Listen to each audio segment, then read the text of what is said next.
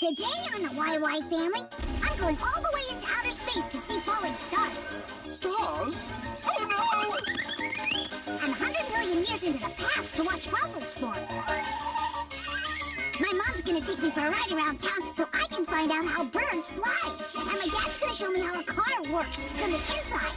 And I finally get to find out what my grandpa means when he says I have my father's eyes. Hey guys, are we gonna have time for all of this? Come along with me and meet the smartest family in all the town. The YY family. Mom can make it plain to see that what goes up eventually comes down. The YY family. Come and meet the YY family. We got a lot of real know-how. Grandpa knows a lot about flying. Ask him and he'll show you now. Why do airplanes fly? When I land, I'll tell you why. Meanwhile, there's a dragon making some kind of a potion in a vat. The YY family. And Grandma's no stranger. She can teach you all the dangers found in that. The YY family. Max is a mechanical marvel. Why? I know a copy kind of guy. Maybe he can show you the answer now. If you want to take a look inside.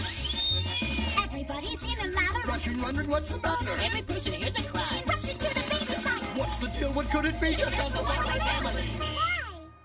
Who has all the answers about the sun and moon and stars? That would be Zygo and Magic.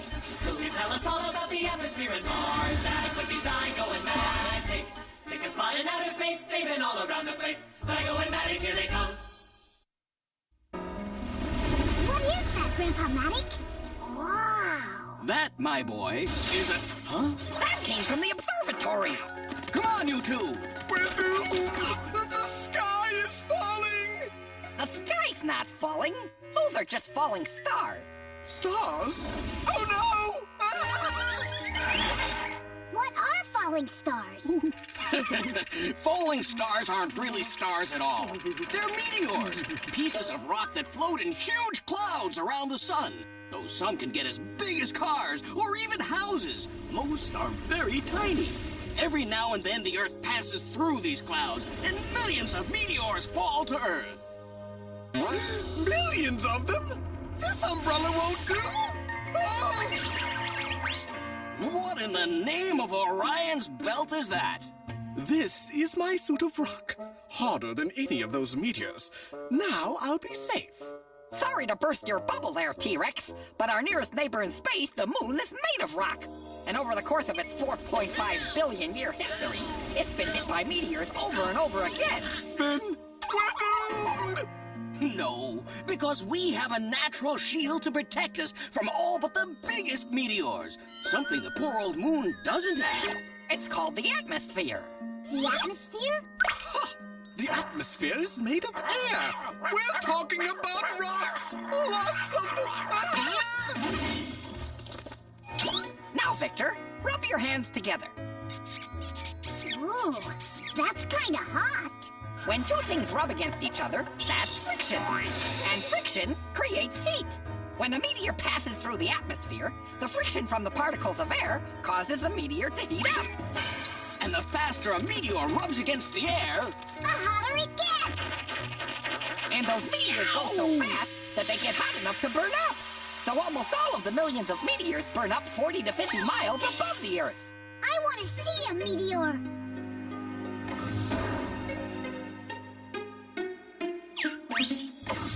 What is that? It's my spacesuit.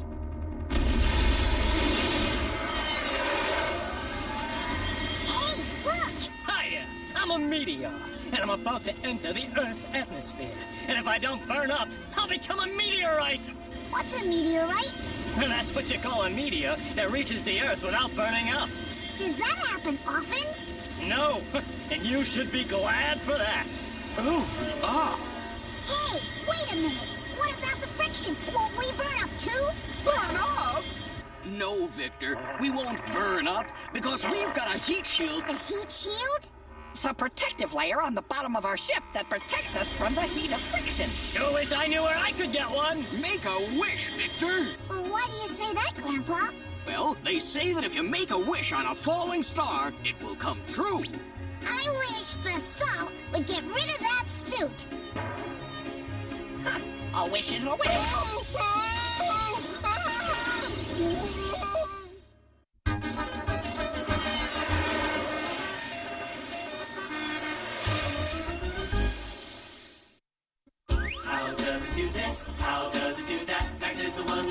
electronic knack. Machines are his thing, so don't go berserk. That's on the job. You'll find out how they work.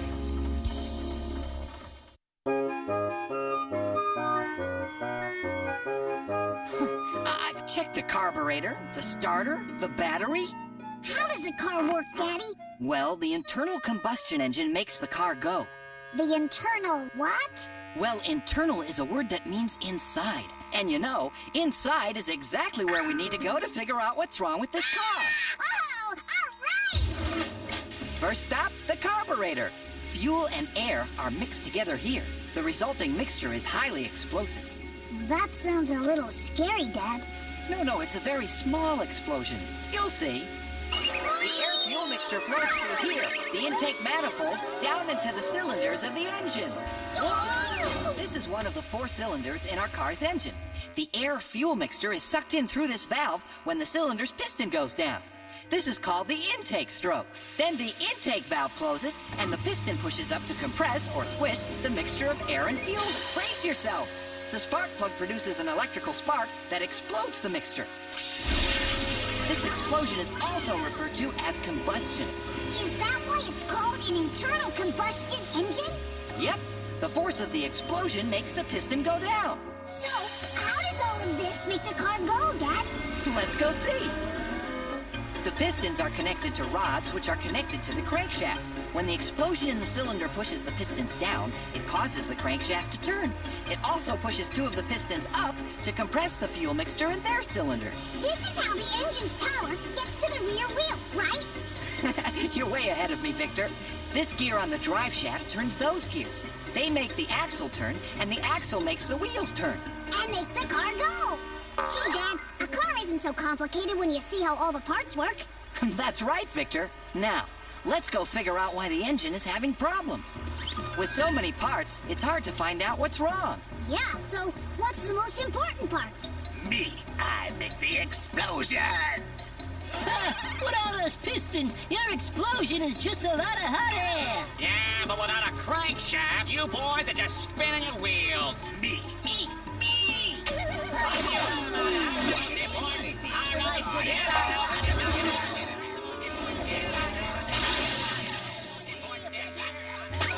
Hey, come on, guys, settle down. Hey, don't be like that. Can't we all just get along? Knock it off! It sounds to me like you're all important. The engine won't work at all if any one of you has a problem. You're absolutely right. And I noticed that while you were all bickering, we didn't hear anything from the spark plug wires. Yeah, Hey, fellas, what do you say we take this jalopy out for a test drive? Hey, wait a minute. You can't... Hey, come back! My insurance doesn't cover this! That's my dad.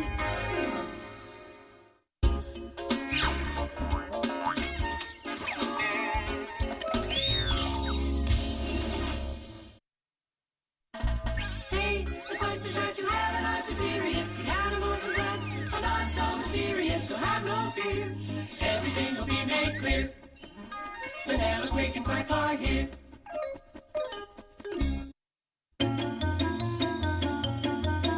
Hey, watch it. now you watch it. What are you two fighting about now? Well, he started it. He stole my branch. She started it. She stole my brand. Get out of here with me. Look, Mom. I found a worm. What? Hey, come back here with my worm. Mom, how do birds fly? Easy. We got wings. There's more to it than that. There are some birds, like ostriches, that can't fly, even though they do have wings. So what does it take besides wings? Well, it's partly a matter of weight. If you were to x-ray a bird, you'd see that its bones are hollow, which makes them very light. Flying also requires some very powerful muscles. If a human were the same size as a bird, the bird would be 10 times stronger. It's not fair. I want to fly too. Ready to take off? You bet. Then let's go.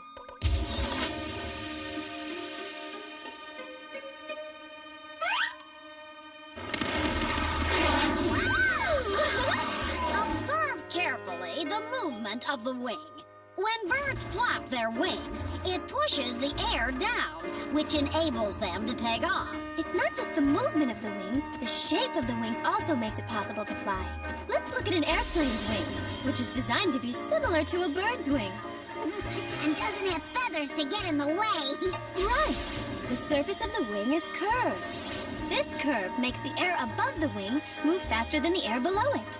The air under the wing remains there for a moment, pushing the bird upwards.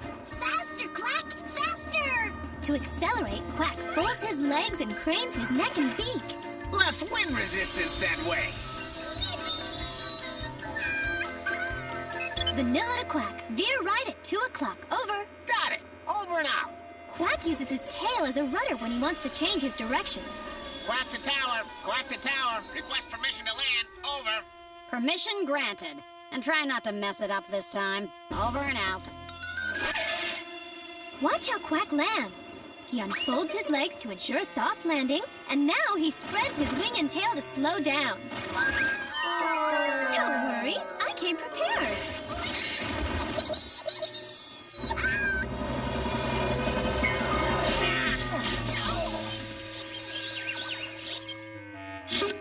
Hey! What's the big idea making me crash? Making you crash? That's the only way you know how to land. Put up your hands. Some birds know how to make flying easier. Buzzards, for instance, use warm airstreams to lift them up. Other birds work a little harder. Hummingbirds can hover in the air, but to do so, they have to flap their wings 90 times a second. Oh, that must be very tiring. Oh, just wait till I get my hands on you. All right, come and get me. Don't Quick and Quack ever get tired?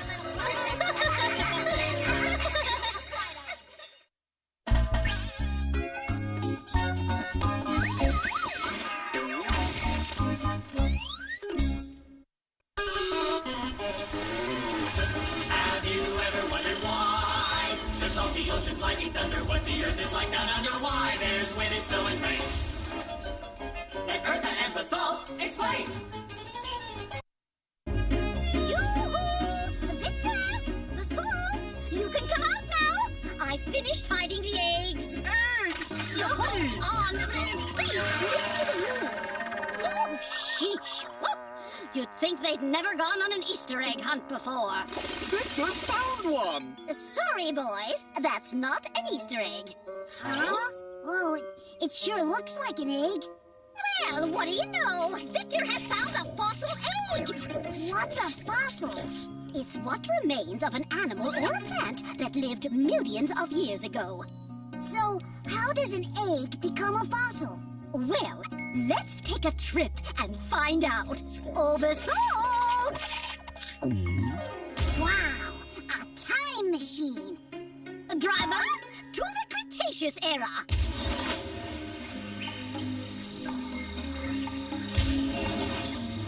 Oh, where are we? Oh, we're still in our front yard, but this is what it looked like 100 million years ago. Oh, dragons don't like water. Look, Victor, a shell. What are you doing? Putting it where we can keep an eye on it. Basalt, take us to the future. Now, what do you see? The shell has been covered up by the ground. Right. In time, the earth hardens. The shell wears down very slowly until all that's left is an empty space.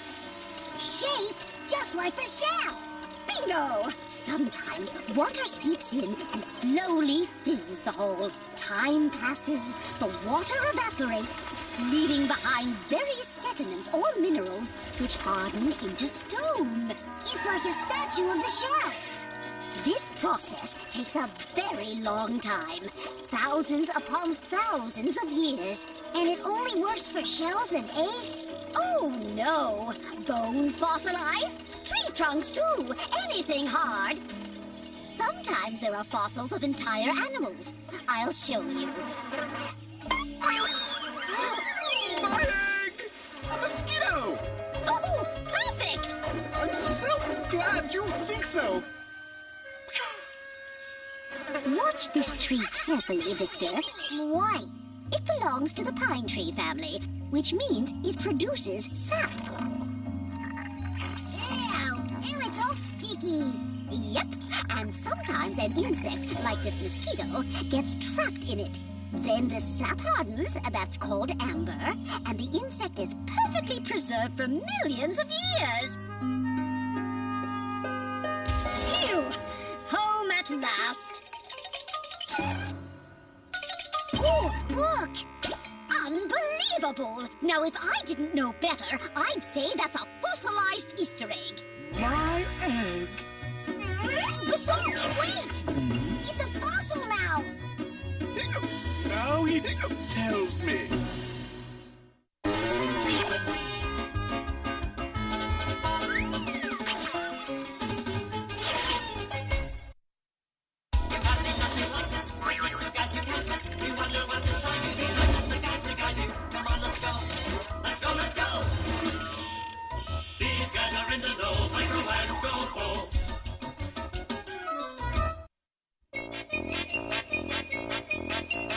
See? He looks exactly like his mother. Boulder Dash! He's his father's son, through and through! Oh, there we go again. Woman, you! That's not little fiddle Excuse me! Why do kids look like their parents? Well, it's because they, I think this is a job for Micro and Scopo. So, you have a question about heredity, do you? No. I just want to know why kids look like their parents. That's heredity, Victor. Those things that we inherit from our parents. It's a question of genes, chromosomes, and DNA. Do you know what he's talking about? Me neither. Well then, why don't I show you? Where are we? Inside a human body, in the blood plasma. You see, I've made us so small, we can see individual cells. Do our cells make us look like our parents? Not exactly. You see, everything happens in the nucleus. That's the center of the cell. You see these little squiggly things here? You mean those worms? Those aren't worms. They're chromosomes. You see, they contain the genetic information that tells us what color hair to have, how tall to be. Anyway, let's get a closer look. We're looking for a DNA molecule. We shouldn't have any trouble finding one because chromosomes are full of DNA. Help me unravel this thing. DNA stands for deoxyrib... Deoxyribonucleic acid. Right. It's made up of chemicals called nucleotides that... well, it's easier to show you. You see, the particular arrangement of the nucleotides determines what we are. Person, plant, animal. Yeah, they remind me of my building blocks. Very good, Victor.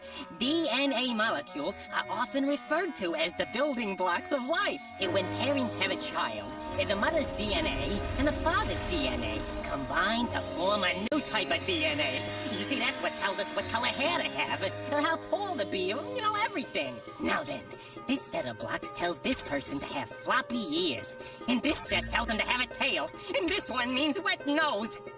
Wait a second. We're not in a person. We're in a dog. We're in Psycho! If these blocks were rearranged in all the body cells, you'd have a different zygote. You'd have a whole different animal. Cool. Scopo, no! You don't know what that might do! This is fun.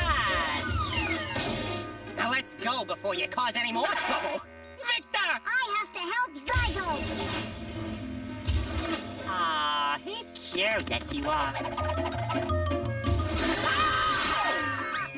I got it. This one goes here. Hey, guys. Why are we running? Boy, that was fun, Uncle Micro. The things I do for science.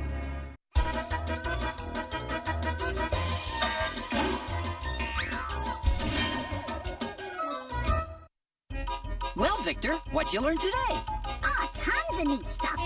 I learned that falling stars aren't stars at all. They're chunks of rock called meteors that burn up in the Earth's atmosphere. And you should be glad for that. And I learned that birds Birds can fly because of the way their wings are shaped and because their bones are hollow and light. I learned that some animals and plants that lived millions of years ago were preserved as fossils.